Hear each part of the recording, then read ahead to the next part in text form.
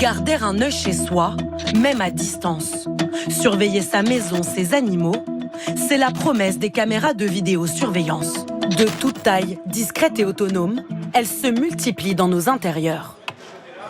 Chez ce Parisien de 28 ans, elle est installée sur la bibliothèque depuis 1 an.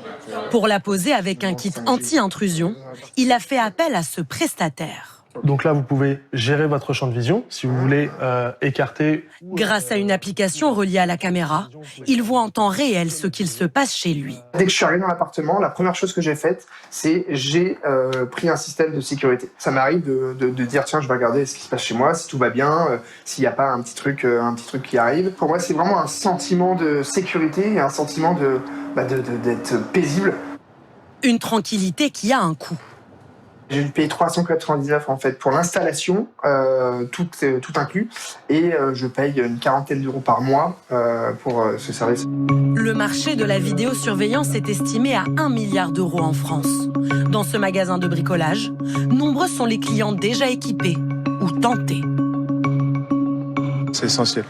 Vraiment, pour moi, en pavillon, c'est essentiel. Je vais en mettre un d'ici, je pense, quelques mois, en tout cas avant les prochaines vacances, c'est sûr et certain. Ici, une 50aine de références proposées pour toutes les bourses et tous les besoins. Ça démarre à partir de 16 €, ça peut être jusqu'à 900 €. Sur ce modèle-là, ça va être pour un usage simple, réellement simple. On pose sur un bureau, à l'intérieur, et on peut visionner sa chambre, par exemple. Sur ce type de modèle, on va pouvoir faire la même chose, sauf que ça sera rotatif. Ce magasin vend 120 modèles par mois. Michel Vieira est déjà équipé. Aujourd'hui, il vient compléter son installation.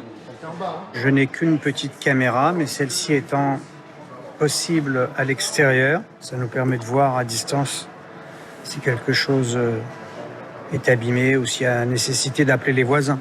Mais une fois la caméra allumée, le propriétaire est-il vraiment le seul à accéder aux images? Sur des sites internet illégaux, en quelques clics, apparaît le flux de milliers de caméras. Ici, dans une boulangerie, là, dans les cuisines d'un restaurant, dans un hall d'immeuble, et même dans les cours de ces maisons. Des diffusions à l'insu des propriétaires. Les sites sont très intrusifs, comme le montre cet ingénieur en cybersécurité. On peut voir qu'il y a un peu plus de 31 000 appareils détectés, par exemple, ici à Versailles, ici à Rennes, ici à Franconville. On peut voir des caméras de surveillance de bureaux de tabac. On peut également voir, dans certains cas, des caméras installées chez les gens. Donc là, on est dans le salon de quelqu'un. Donc là, il semblerait... Pour les cambrioleurs, c'est une mine d'informations. Adresse exacte du domicile, habitude d'une famille, heure d'arrivée, de départ. Pourtant, des précautions simples permettent d'éviter ces intrusions.